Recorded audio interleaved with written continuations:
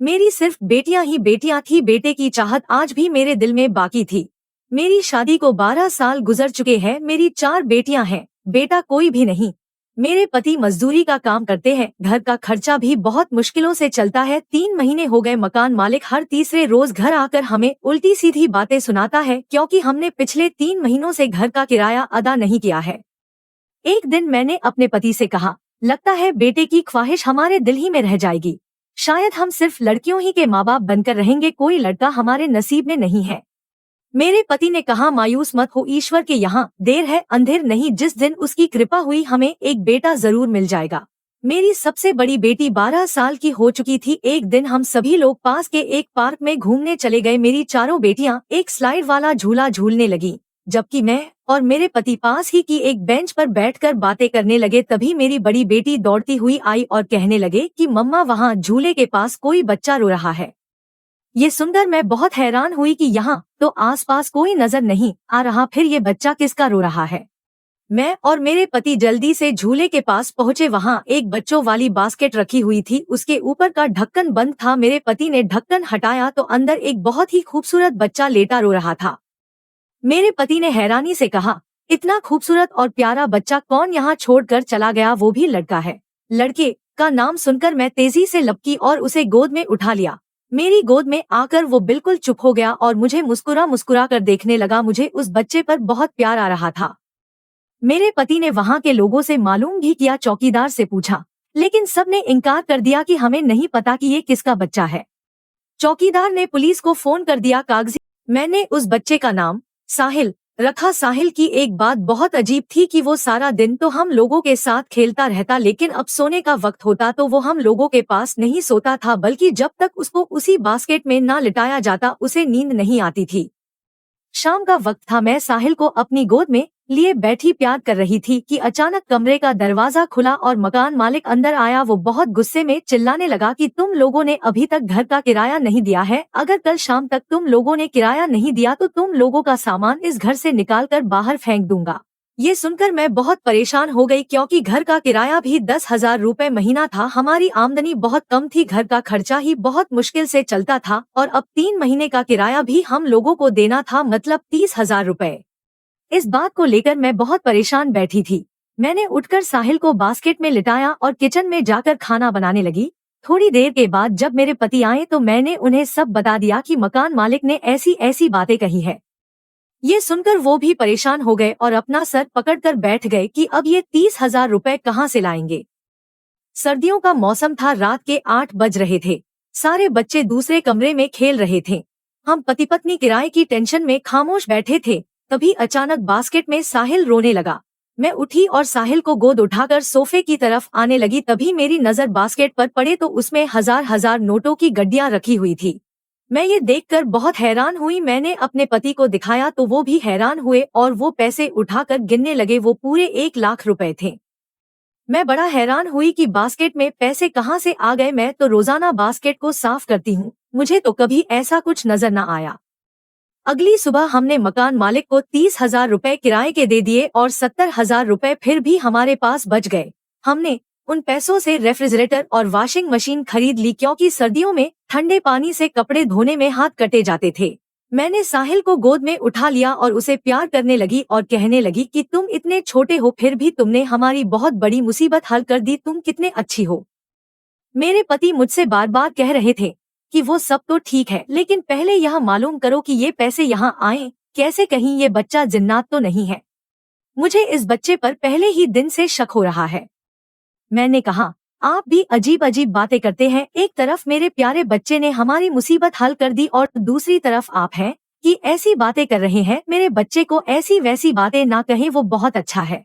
मैं अपनी सारी बातें अपने बेटे साहिल को बताती थी। हमें बराबर बास्केट से पैसे मिल रहे थे, यहाँ तक कि हमने अपना घर बनवा लिया और अपना कारोबार भी शुरू कर दिया। घर में पैसों की कोई कमी नहीं रहती थी। साहिल 4 साल का हो चुका था और अब वो भी अपनी बहनों के साथ स्कूल जाने लगा था। हमारी जिंदगी बहुत खुशियों से गुजर रही थी। लेकिन अचानक एक दिन रास्ता चलते ट्रक से हम पति पत्नी का एक्सीडेंट हो गया।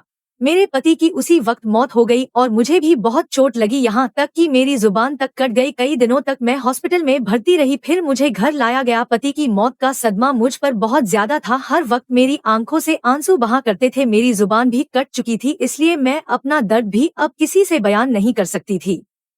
मेरे वो रिश्तेदार जिन्होंने हम लोगों को कभी घर से निकाल दिया था और उन्हीं की वजह से हमारी ये हालत हुई थी कि हम किराए के मकान में रहने पर मजबूर थे, उन्होंने मौका अच्छा देखकर मेरे घर ही में डेरा डाल दिया था।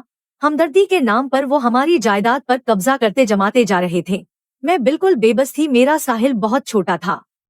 उन लोगों ने हमारे कारोबार को भी अपने हाथ में ले लिया। मेरे बच्चों को खाना तक नसीब नहीं होता था। मेरा साहिल कई कई दिन भूखा मेरे पास पड़ा रहता था। मेरी बेटियां कई रोज से भूखी सो रही थी। एक रात साहिल मेरी गोद में लेटा सो रहा था, तभी मेरी आंखों से आंसू बहने लगे। मेरे आंसुओं की वजह से साहिल की आंख खुली तो वो अपने छोटे छोटे हाथों से मेरे आंसू पोंछने लगा। मैं अपने साहिल को अपने दिल का दर्द बताना चाह रही थी, लेकिन मेरी जुबान कट चुकी थी, मैं बोल नहीं सकती थी। मेरा साहिल मेरे आंसू पोंछ रहा था। जैसे जैसे वो मेरे आंसू पोंछ रहा था, मुझे और ज्यादा रोना आ रहा था। मैं अपने बच्चों की ये हालत देखकर बहुत परेशान थी। तभी अचानक साहिल ने मेरे सर पर हाथ फेरा और कहा, मामा मैं समझ रहा हूँ, आप जो कहना चाहती हो, आप परेशान ना हो, मैं सिर्फ अब्बा के 40वें का इंतजार कर रहा हूँ। किसी तरह अब्बा का 40वां गुजर जाए, फिर देखना मैं इन दुश्मन रिश्तेदारों को घर से कैसे निकाल दूंगा। साहिल की ये बातें सुनकर मैं हैरान रह गई। वो तो अभी बहुत छोटा था, लेकिन ऐसी बातें कर रहा था जैसे बहुत बड़ा हो गया हो। मैंने उसको हाथ बढ़ाकर छुआ तो उसने मेरा हाथ अपने हाथों में लेते हुए कहा, मम्मा, अब्बा जी मुझे पहचान गए थे, लेकिन आप नहीं पहचान पाई थी, मैं एक जिन्नात हूँ। मेरी माँ उसी घर में रहा करती थी जहाँ आप लोग किराए पर रहते थे। मेरी माँ आपको रोजाना रात में ईश्वर से एक बेटा मांगते देखा करती थी, इसलिए मेरी माँ ने अपने बेटों में से एक बेटा आपको दे दिया। मम्मा, आपकी नजर में मैं 4 साल का हूँ, लेकिन हकीकत में मैं 20 साल का हो चुका हूँ। माँ, मैं आपका बेटा हूँ, आपका साहिल, ये मेरी बहनें हैं। आप परेशान ना हो, अब्बा के 40वें के बाद देखना मैं कैसे बेटे होने का हक अदा करता हूँ। आप परेशान ना हो, मैं अपनी बहनों के लिए बड़ा भाई बनकर सारे हक अदा करूंगा, उनको कोई परेशानी नहीं होने दूंगा। मेरी माँ रोजाना मुझसे उसी बास्केट में मिलने आती है, इसीलिए बचपन में मैं हमेशा उसी बास्केट में सोता था। आप लोगों को बास्केट से जो पैसे मिलते हैं, वो मेरी माँ ही आप लोगों की मदद करती है। साहिल की ये बातें सुनकर मेरे अंदर एक सुकून सा दौड़ गया। उसके जिन्नात होने से मुझे कोई डर नहीं लग रहा था। मुझे ऐसा लग रहा था जैसे मुझे जीने का एक सहारा मिल गया हो। मुझे यकीन हो गया था कि मेरा साहिल जरूर मेरी बच्चियों का ख्याल रखेगा। साहिल ने मेरे सामने ही अपना रूप बदला और एक 20 साल का लड़का बनकर खड़ा हो गया और कहने लगा, मम्मा, अब मैं इस शक्ल में आऊंगा और आप लोगों की मदद करूंगा, आप परेशान ना हो, मैं सब संभाल लूंगा। फिर साहिल ने हकीकत में बेटे होने का हक अदा कर दिया। उसने सारे रिश्तेदारों से हमारी जान छुड़ा दी और अपनी बहनों का ऐसे ख्याल रखने लगा जैसे उनका बड़ा भाई हो। एक दिन मेरी बड़ी बेटी ने मुझसे आकर कहा, मम्मा, ये हमारे घर में 20 साल का लड़का कौन रहता है, लेकिन ये जो भी है हम लोगों का ख्याल बहुत रखता है, इसने हमारी सारी मुसीबतें खत्म कर दी हैं। कई साल गुजर गए, मेरी तबीयत अब कुछ ठीक हो गई थी और मैं चलने फिरने के काबिल हो चुकी थी। साहिल ने मेरी चारों लड़कियों की शादी बहुत अच्छे घरानों में धूमधाम से कराई, उनके दहेज में कोई कमी नहीं आने दी। एक दिन शाम को साहिल ने मुझसे आकर कहा, मम्मा, अब मैं भी अपने घर जाना चाहता हूँ ताकि शादी करके अपना घर बसा सकूं, लेकिन मम्मा आप परेशान ना होना, मैं हर रात आपसे जरूर मिलने आऊंगा, मैं आपको एक तोहफा देकर जा रहा हूँ।